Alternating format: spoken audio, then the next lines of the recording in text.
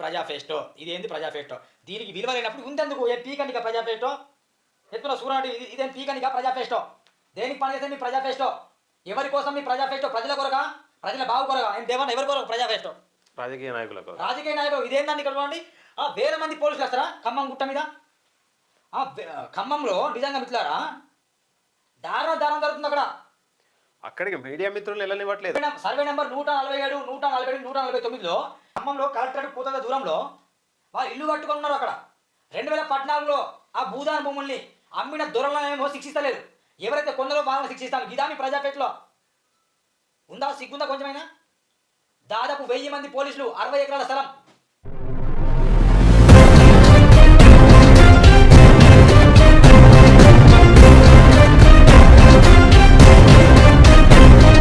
నమస్కారం మిత్రులారా, నేను మీ సూరన్న.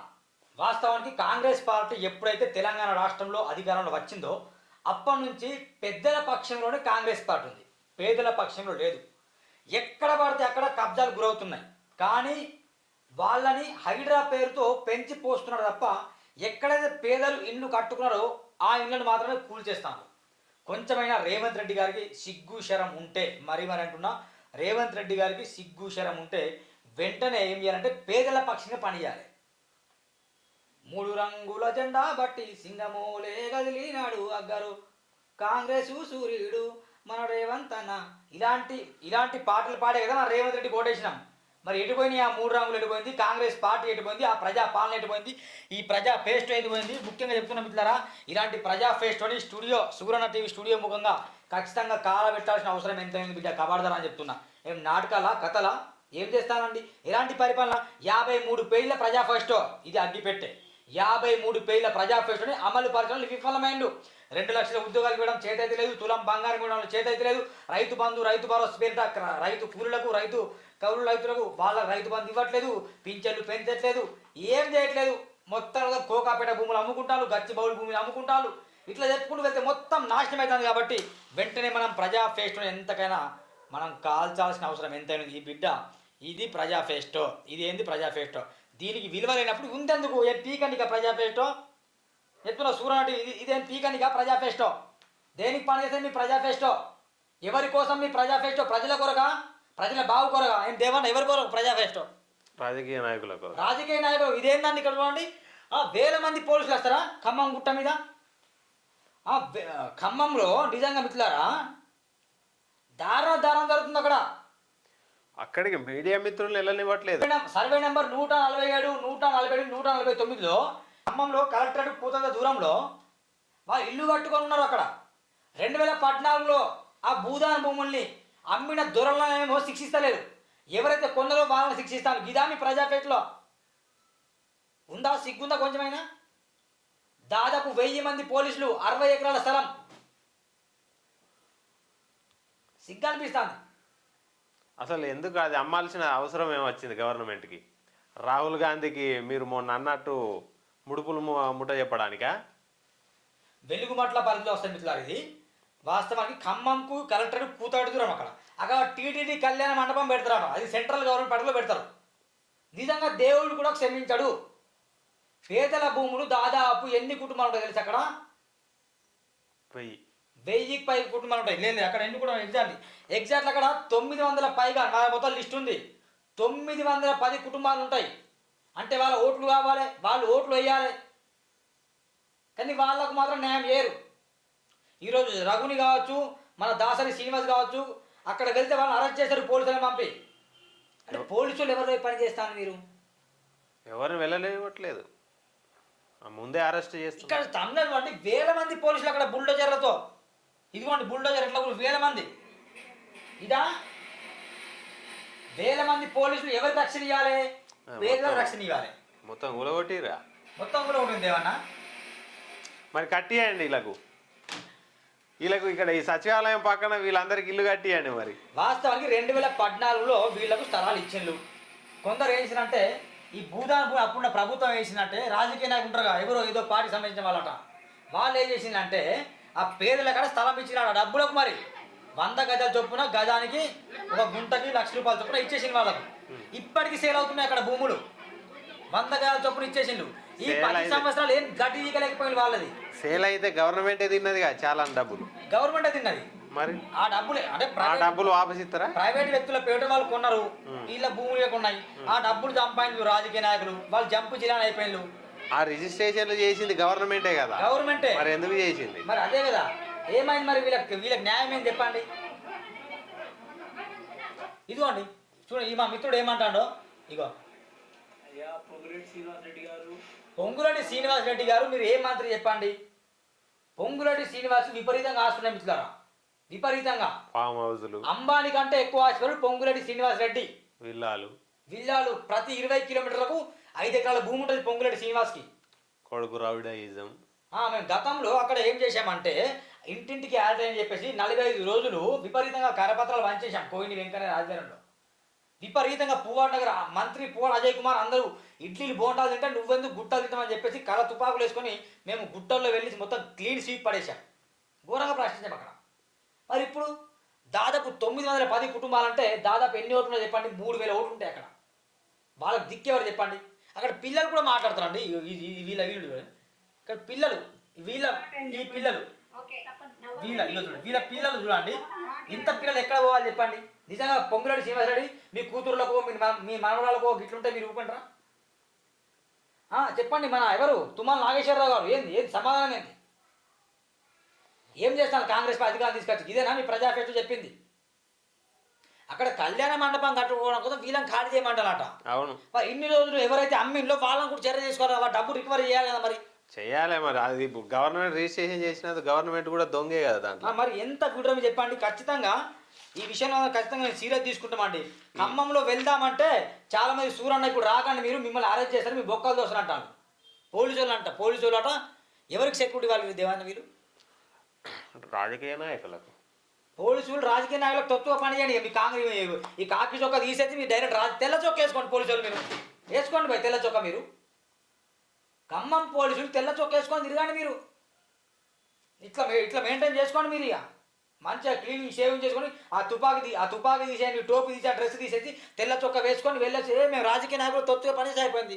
ప్రైవేట్ మీకెందుకు ఆ జీతాలు, మీకెందుకు ఆ వాహనాలు? వేల మంది మీరు వచ్చేది అక్కడ పేదల పక్షంగా జర్నలిస్టు వెళ్తుంటే వాళ్ళని అరెస్ట్ చేస్తారు. మీరు ఇదే సంస్కారం? నీతి లేదు, నియమం లేదు, ఇట్లా కూడా చేస్తారా? ఇది చూడండి పోలీసులు.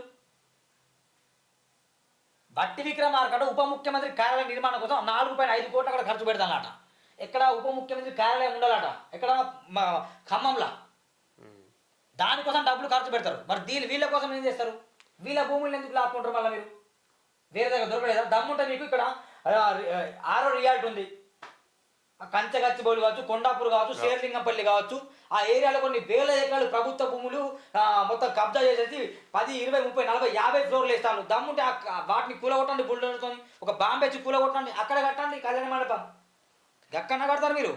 అవి ఎందుకు కూలగొడతారు? అవి వీలైనా కమిషన్ లేదు రేవంత్ రెడ్డికి. రండి దమ్ముండి అరెస్ట్ చేయండి మమ్మల్ని. మీ ప్రజాపేట గుద్దలు పెట్టుకోండి మీరు. బతుకు గింతమా ఆవరం మాట్లాడే ప్రయత్నం లైవ్లో మాట్లాడే ప్రయత్నం చేద్దాం వాళ్ళతో. ఒక్కరికన్నా కాల్ చేస్తాను నేను. అక్కడ లైవ్లో ఉన్న వ్యక్తికి కాల్ చేసే ప్రయత్నం చేస్తాను. ఈ సంవత్సరానికి కొంతమంది పేదోళ్ళని, సంవత్సరానికి కొంతమంది పేదోళ్ళని, 2 సంవత్సరాలలో ఇటు హైడ్రా పేరు చెప్పి ఇక్కడ హైదరాబాద్లో మొత్తం పేదోళ్ళని సర్వనాశనం చేసిడు. ఇప్పుడు ఖమ్మంలా ఇంకా నెక్స్ట్ సంవత్సరం ఇంకేం చేస్తాడో, ఇంకా 10 సంవత్సరాలు ఉంటాడట. ఎవరు? మన సన్నాసిరెడ్డి. సన్నాసిరెడ్డి పేరు అయింది, రేవంత్ రెడ్డి కాదు. ఈ ఇన్సిడెంట్స్ తోటి ఇక ఈయనకి ఇదే బిరుదు. అదే మన బాతాల పొజిషన్ మల్లన్న పెట్టినట్టు. హలో వినోబాబా, నేను సూరన్న లైవ్లో అది మీ ఏ మండలం? వెంగళ ఏదో మండలం అది అర్బన్. మీ పేరేంటి అక్కడ ఉన్న పేరు? నా పేరు సంపాంగి రమణ, మా పేరు నా పేరు సంపాంగి వెంకటాచలం. కరెక్ట్ అన్న. ఇప్పుడు ఎక్కడ బుల్డోజర్లు ఎక్కడ కూలగొడతాను ప్రజెంట్? బుల్డోజర్లు వచ్చి భూదాన కాలనీ 15వ డివిజన్ వినోబాల Navodaya colony. Navodaya colony, Velugumatla Navodaya colony.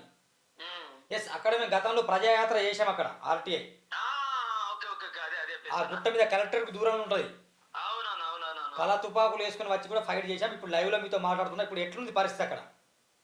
ఇక్కడ మొత్తం అందరిని తీసేసి ఒకవేళ మేము సమాన్ చదువుకుంటాం, మేము ఇప్పుకుంటాం, మా సమానం మేము ఇప్పుకుంటున్నా కూడా ఇరగకుండా ఒక సైడ్ నుంచి పగల కొడతారు, ఒక సైడ్ నుంచి మేము ఏం చేసినది బయట నెట్టేస్తారన్న.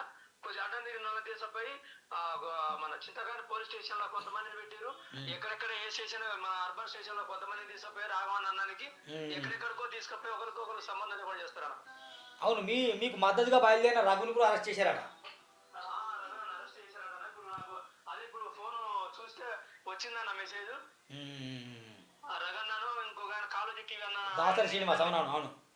వాళ్ళిద్దరిని అరెస్ట్ చేశారంట. నాకు మన కేతిపల్లి పోలీస్ స్టేషన్ అదేంటన్నా toll gate FASTag toll gate అవును. టోల్ గేట్ దగ్గర అన్న, టోల్ గేట్ దగ్గర. ఎట్లా మరి ఇప్పుడు అక్కడ మొత్తం ఏదో కళ్యాణ టీటీడీ కళ్యాణ మండపం నిర్మించడానికి ఖాళీ చేస్తారా, నిజమా? అవునన్నా, అది చాలట్లేదన్న, సామాన్ చాలట్లేదు, మీరు ఎక్కడైనా పెట్టుకోండి మీ ఇష్టం, లేకపోతే ఇక్కడ ఉంటే ఇక్కడ ఉన్నానంటే వర్షాలు వచ్చే సూచన ఉందంటే మా సామాన్తో తడిసిపోతానంటే మామూలుగా అయితే బయట దించారు కొన్ని, అక్కడ పిలప్ అయి పైనకి పిలప్ అయింది, కింద పిలప్ అయింది అన్న. మరి ఎక్కడ మీకు ఎక్కడ వేరే దగ్గర స్థలం ఇస్తారా అట్నా? ఎక్కడ పడితే అక్కడ చావమని చెప్తాను. ఇంకేం లేదన్న, మీకు ఏదన్నా మీ ఇష్టం ఉంటే మీరు ఎక్కడన్నా ఉంటే చూసుకోండి అని చెప్పనేసి కూడా అంటారన్న. Okay, thank you. ఇగో ఇట్లా దేవన్న ఇంకా స్థలం ఇచ్చుడు ఎక్కడిది? ఉన్న స్థలాన్ని లాక్కుంటున్నారు. ఇక్కడ హైదరాబాదీతులకు ఇచ్చిర్రు, అయితే అక్కడ వాళ్ళకి ఇస్తారా? అంటే వీళ్ళ దగ్గర మరి వీళ్ళకి అమ్మినోళ్ళు ఉంటారు కదా, అమ్మినోడు వాళ్ళు ఎటు పోయిండు? వాళ్ళు రాజకీయ నాయకులేనాయ, వాళ్ళకి లింక్ ఉన్న వాళ్ళేనాయ. వాళ్ళు ముందు మాట్లాడుకొని మీరు అప్పచెప్పుల్ని మేము చూసుకుంటాం అంటేనే అది అయింది. మొత్తం వాళ్ళు పేదోళ్ళే, ఎటు తిరిగి పేదోళ్ళని బలి చేయడమే తప్ప ఈ డబ్బున్న వాళ్ళని రాజకీయ నాయకులకు వీళ్ళ బామ్మర్దులో, వీళ్ళ తమ్ముల్లో, వీళ్ళ చుట్టాలో, వీళ్ళ మేనమామ తరపు బంధువులో ఏదో ఒక వేలు విడిచిన కాలు విడిచిన సంబంధం ఉంటుంది, వాళ్ళని సేవ్ చేస్తారు వీళ్ళు.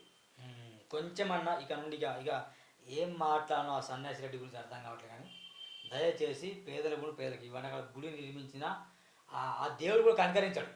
నిజంగా ఆ దేవుడు కూడా కనికరించాడు. పేదల పొట్ట కొడితే నిరుపేదలు రిజిస్ట్రేషన్ అయిందో లేదో వాళ్ళకి ఏం తెలియదు. వాళ్ళు ఏదో భూమిలో కొనుక్కుని ఆశపడి ఒక కూడు ఇస్తే ఎవరైనా నిర్మించుకుంటారు, లక్షలు ఇస్తే వాళ్ళు కొనుక్కున్నాడు. వాళ్ళు అరెస్ట్ చేయండి, వాళ్ళ బొక్కలు ఇవ్వండి, వాళ్ళ చెట్టులు ఇప్పి దానండి, వాళ్ళని ఆ డబ్బంతా రికవర్ చేసి వాళ్ళకి ఇవ్వండి. మీరే వేరుతో స్థలం చూపించండి. ఈ అన్యాయం ఏందని అర్థం కాదు.